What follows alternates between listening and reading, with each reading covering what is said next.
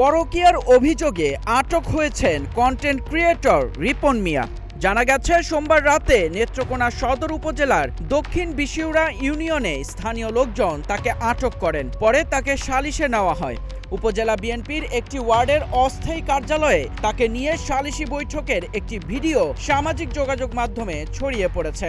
বিভিন্ন মাধ্যমে আরও দাবি করা হচ্ছে, বিবাহিত রিপন মিয়ার বিরুদ্ধে পাশের গ্রামের এক তরুণীর সঙ্গে অবৈধ সম্পর্কের অভিযোগ ওঠে। এ ঘটনায় স্থানীয়ভাবে অনুষ্ঠিত সালিশে তাকে ৫ লাখ টাকা জরিমানা এবং গ্রাম ছাড়ার দাবি তোলে উপস্থিত লোকজন।